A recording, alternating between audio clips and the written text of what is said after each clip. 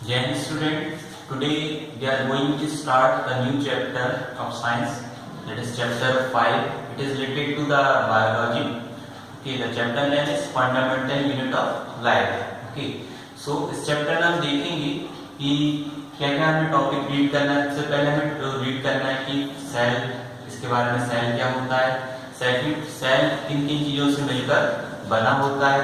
ठीक है, different types के हम सेल्स को रीड करेंगे इस चैप्टर के अंदर। ओके, तो चैप्टर का नाम ये फंडामेंटल यूनिट ऑफ लाइफ। जैसे कि हमने प्रीवियस चैप्टर में पढ़ा था मैटर।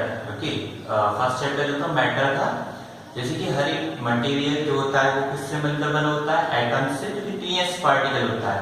ठीक है, तो एटम जो होता है वो नॉन लिविंग थिंग्स के लिए होता है, ठीक है, जो कि केमिकली बॉन्डेड होकर मतलब किसी सब्सटेंस को बनाते हैं। ठीक है, जैसे ब्रिक्स हुआ, अब ब्रिक्स बनना है, ब्रिक्स के लिए क्या होगा, छोटे छोटे एटम मिलकर, ठीक है, केमिकली बॉन्डेड हो जाते हैं, जिससे ब्रिक्स का फॉर्मेशन हो जाता है। तो जो एटम्स होते हैं वो नॉन लिविंग थिंग्स के लिए होते हैं, बट जो सेल होती है, ठीक है, दैट इज सेल।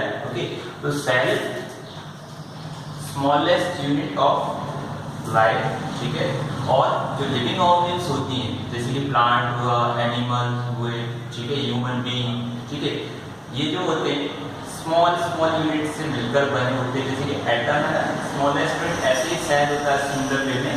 तो ये जो लिविंग ऑर्गेन्स होते हैं कोई भी सेल से मिलकर बने होते हैं। Different cell perform different function. Okay, so today we are going to start our first question, what is cell. कि सेल होता क्या है बेसिकली, तो cell is the basic functional structural and fundamental unit of life. कोई भी living organism उसका जो structure जो भी बनेगा, ठीक है, जैसे हमारी बॉडी है, ठीक है, बॉडी में हमारी डिफरेंट डिफरेंट टाइप्स के सेल्स होती हैं, muscle cells, nerve cells. Okay, so कोई भी बॉडी का स्ट्रक्चर अगर तैयार होता है तो स्मॉल स्मॉल सेल्स से बिल्कुल मिलकर बना होता है।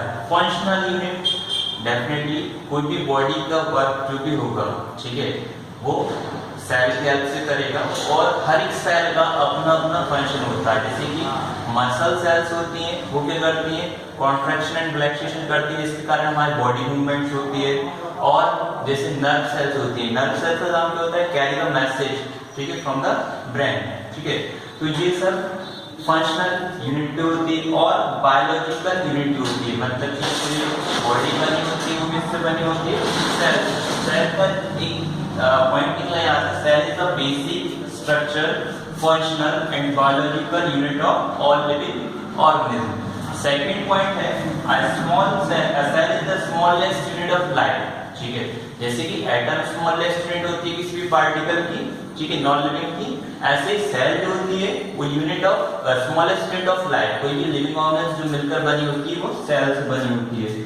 थर्ड पॉइंट है cells are the building blocks of life. ठीक है, सेल क्या होता है, बिल्डिंग ब्लॉक ऑफ लाइफ। ठीक है, आपसे क्रॉस क्वेश्चन भी किया जा सकता है, कभी भी ऑब्जेक्टिव टाइप से पूछा जा सकता है कि who are known as the building block of life। ठीक है, बिल्डिंग ब्लॉक्स ऑफ लाइफ इसको बोला जाता है सेल्स को। ऑप्शन आ जाएंगे आपको, टिश्यू आएगा, सेल आएगा, एटम्स आएगा, मॉलिक्यूल आएगा। ठीक है, in this case you will select cell, because cells are the building block of life. हमारा जो फोर्थ पॉइंट है, जो स्टडी ऑफ सेल्स, ठीक है, जो सेल की स्टडी होती है उसको हम बोलते हैं सेल बायोलॉजी, सेलुलर बायोलॉजी और साइटोलॉजी, तीनों नाम से जानते हैं। ठीक है, आप फिर ये भी क्वेश्चन बनता है ऑब्जेक्टिव टाइप का कि जो सेल की जो स्टडी की जाती है उस स्टडी को बोला क्या जाता है, तो उसको बोला जाता है साइटोलॉजी। ठीक है, और एक और नाम से आता है सेल बायोलॉजी और एक सेलुलर बायोलॉजी, थ्री नाम से इसको इंडिकेट किया गया है। इसके बाद अब जो सेल शब्द है ये आया कहाँ से, तो सेल की जो स्टडी की गई वो लैटिन वर्ड सेला। ओके, सेल जो शब्द बना है हमारा वर्ड वो सेला से बना है। इसका मीनिंग होता है स्मॉल रूम्स, ठीक है, छोटे छोटे रूम्स। ओके, अब इसको मैं एग्जांपल के थ्रू आपको समझाता हूँ जो कि आप इजीली समझ सकोगे। सबसे पहले कोई भी हाउस बनने के लिए किस चीज की जरूरत पड़ती है, ब्रिक्स की। तो ब्रिक्स से मिलकर बनता है क्या, दीवार, जिसको हम बोलते हैं वॉल। ठीक है, ब्रिक्स से बना क्या, वॉल, और वॉल से क्या बनता है, रूम बन गया। तीन चार वॉल मिला दीजिए, दीवार मिलाकर क्या बन जाता है, रूम बन जाता है। अब रूम से मिलकर क्या बन जाता है, हाउस। ठीक है, ये एग्जांपल था नॉन लिविंग का। ब्रिक्स से बनी क्या? दीवार, दीवार से क्या बन जाती है? रूम, और रूम से क्या बन जाता है? बिल्डिंग या होम, हाउस। ओके, अब सिमिलरली मैं सेल के ऊपर अप्लाई करता हूँ। एक स्मॉल सेल लिया, ठीक है, अब सेल के ग्रुप्स को मिला देते हैं। Group of cell is known as tissue, ठीक है, सेल के ग्रुप को मिला देते हैं तो क्या बन जाता है? टिश्यू।